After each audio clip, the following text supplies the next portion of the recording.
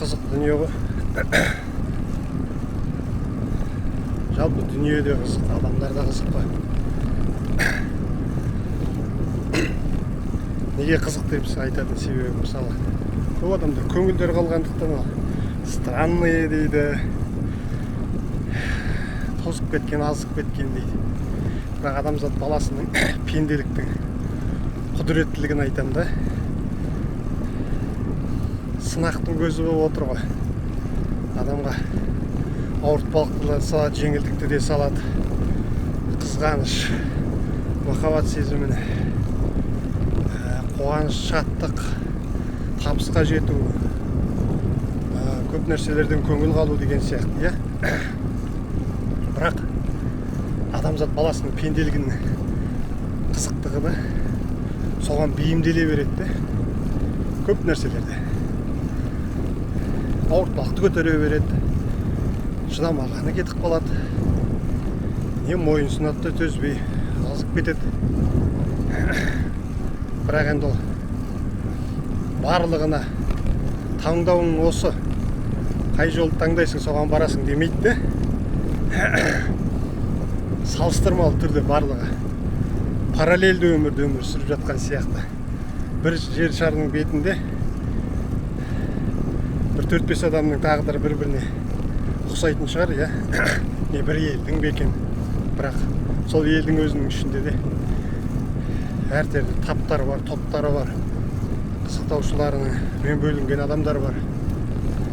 Осының барлығы өте бір түрлі. Соны айтамын да, мысалы, әбден 40-тан асқаннан кейін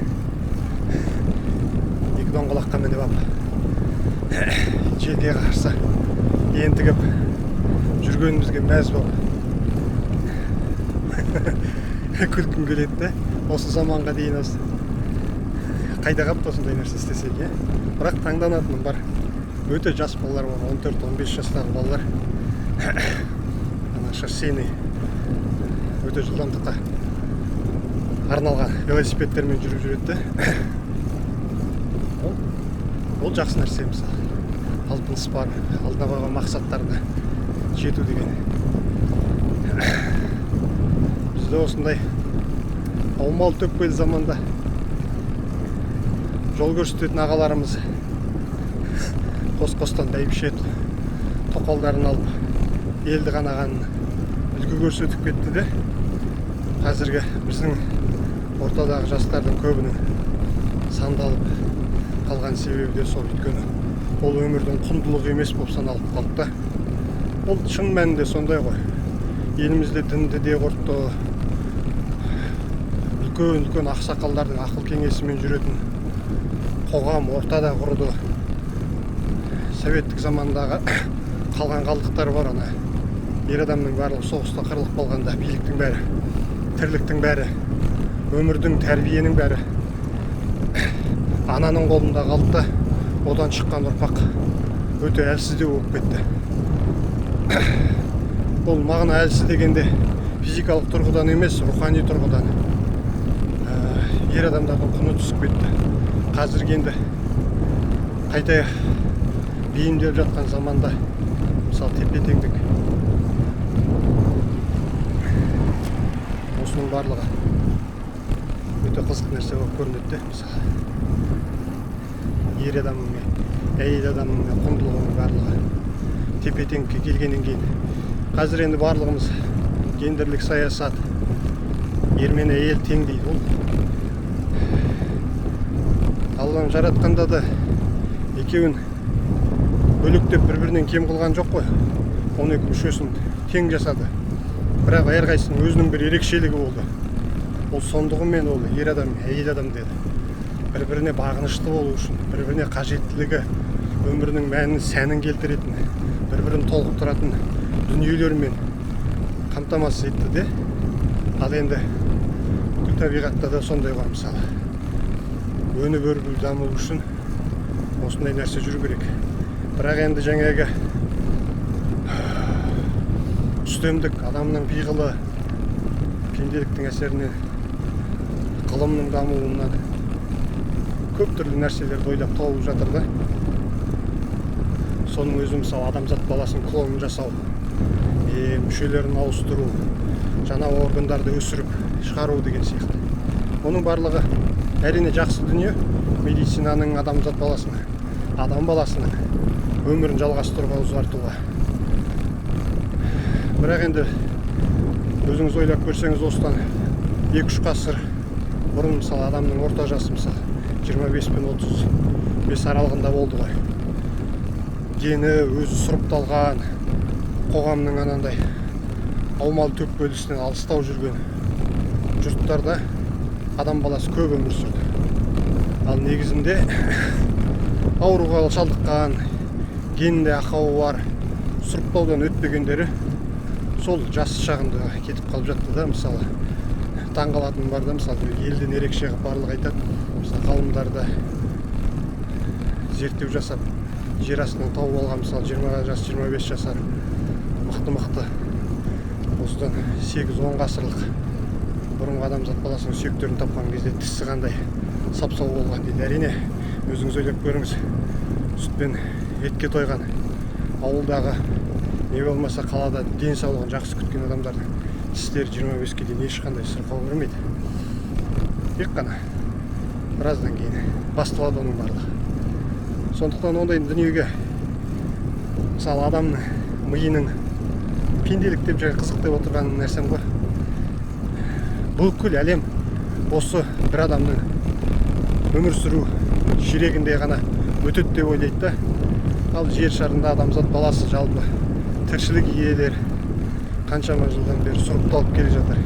Біздің өзіміз қазір сұрыптаудан өтіп жатырмыз. Мысалы біз бір 50 жылдан кейін, 70 жылдан кейін, мысалы жаңағы автокөліктер бар ғой, жанармаймен жағатын, жаңағы энергетикамен жүретін. Мысалы солар сияқты бізде гибридный болып шығамыз да, жартылай робот, жартылай биологиялық тұрғыда деген сияқты. Мұның бәріне жетеді адам баласы. Ол кезінде фантастика болғанымен, ол фантастикада адамның миынан болашаққа деген талпынысы мен армандауынан шығатын дүние ғой. Әйтпесе ол әлгі шайтанның ісі емес ол. Ондай жаман істер өмірдің қырғын қыстау замандарында өзі сұрыпталып жамандығын көрсеткеннен кейін адамзат баласы ондайдан аулақ болады. Біреу үгіттеуі мүмкін, идеология жүргізуі мүмкін, бірақ ол сол идеологияны жүргізушілердің ғұмырымен ақ бітіп кетеді. Өйткені ол, айтып отырмын ғой, мына пенделіктің жалқаулығы мен тез бейімделушілігі адамзат тіршілік көзінің даму барысында іріктеліп қалады да, сондай қажетті жағымдылары ғана қалады. Сондықтан бәрімізге қызықты өмір. 2 сағат бойы арлы-берлі жүрген кезде не айтарыңды білмейсің.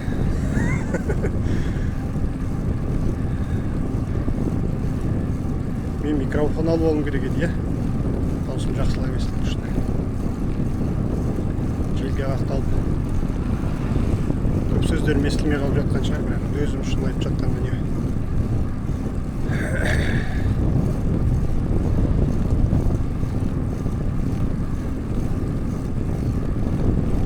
Ана тарихта дүние қайталанады дейтін себебі адамның іс-әрекетінің өзі қайталанады ғой.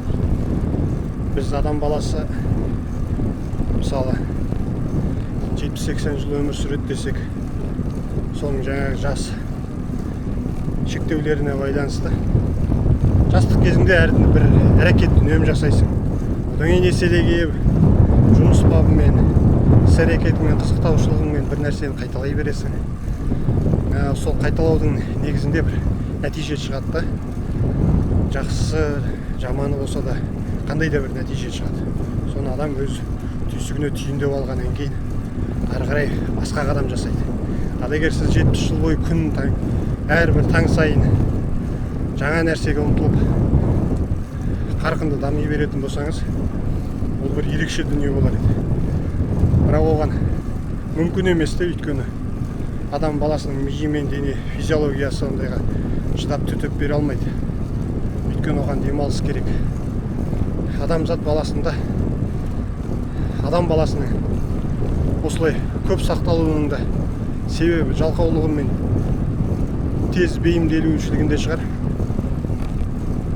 Өйткені үнемі үрдісте, стрессте, қазіргі медициналық тілде әртүрлі сөздер айтады ғой, гормондардың өсіп түсуіне байланысты деп.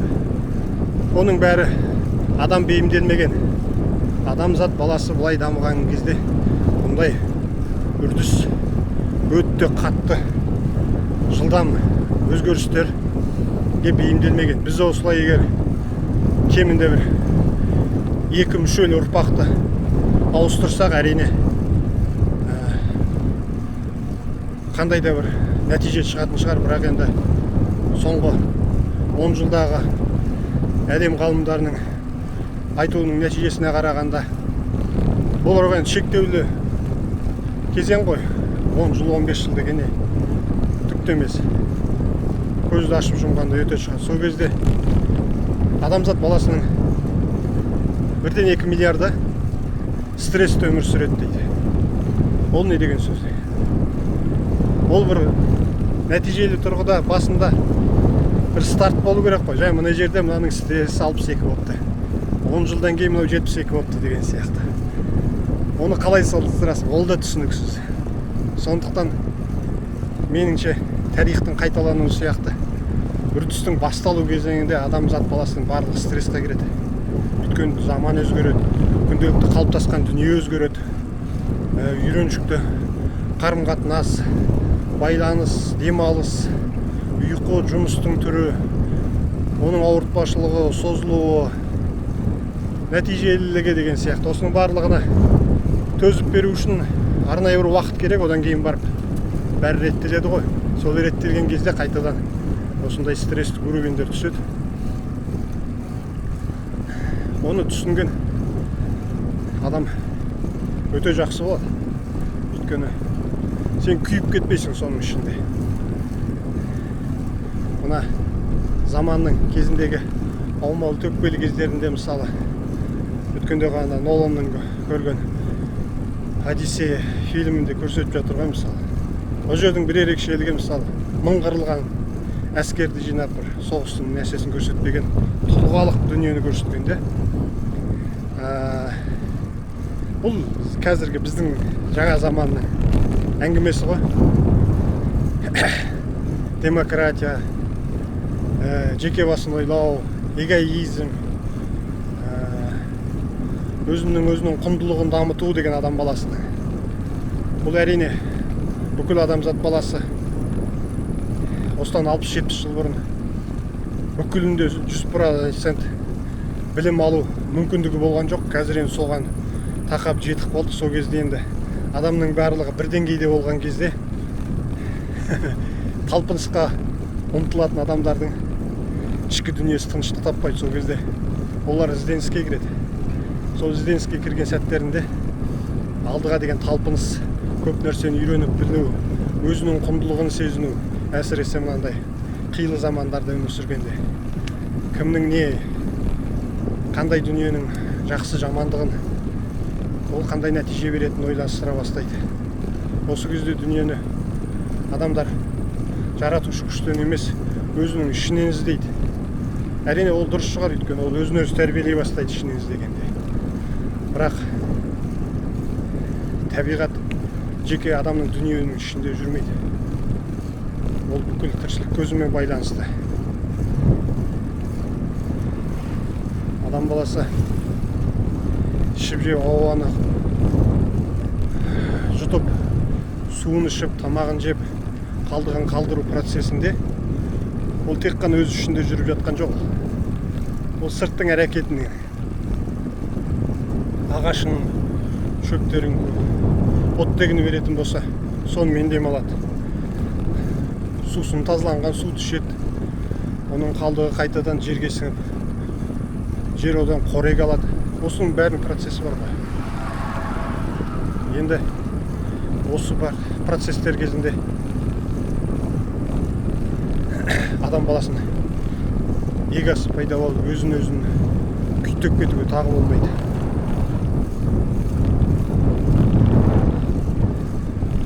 Қауымда бірге тіршілік еткен адам баласы ғана бейімделіп үйренеді. Бірақ енді кейде бір тарихта айтып жатады ғой, жеке тұлғалар дүниені өзгертіп жатады.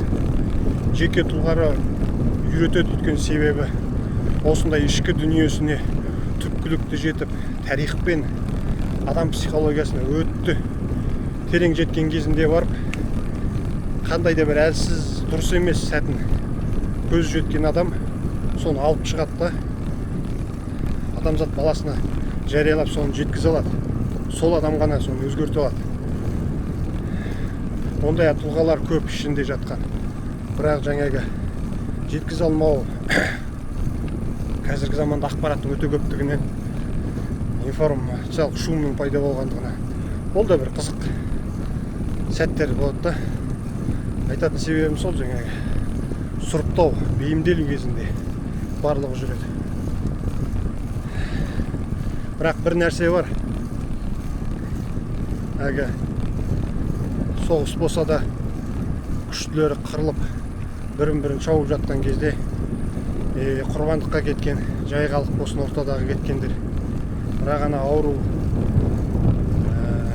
сосын өзін нейтраль ұстайтын, андайдан аулақ жүретін, ешкімнің көзіне еленбейтін бір тұлғалар, сондай жұрт, қоғам сыртта қалып қалады да, бірақ солар соңында тірі қалатын болып отыр емес пе?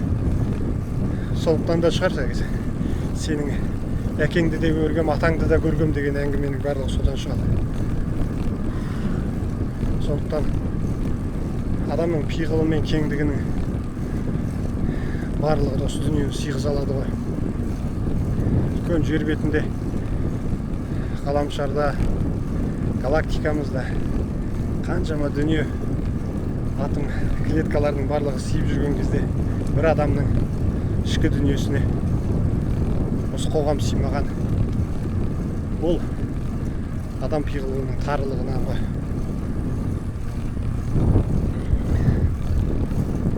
Кең болайық, мол болайық. Өзімізге тоқ болайық. Өз басымызды күйттемейік.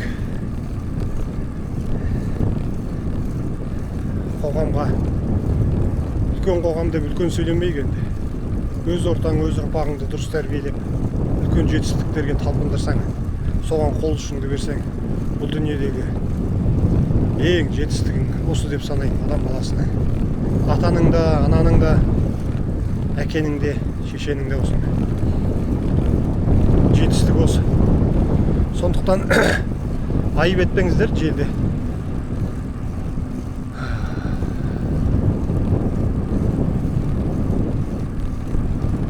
Негізі жақсы екен осындай.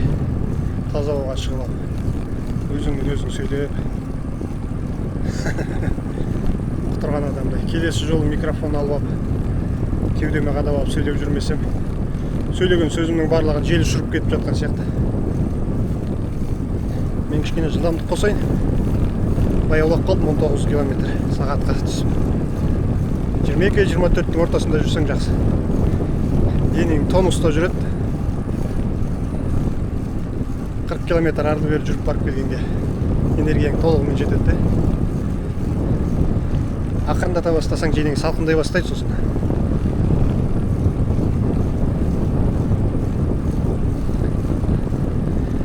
Осымен 20 минуттық әңгімеміз болған шығар деп ойлаймын. Кішкене камера демалмасын.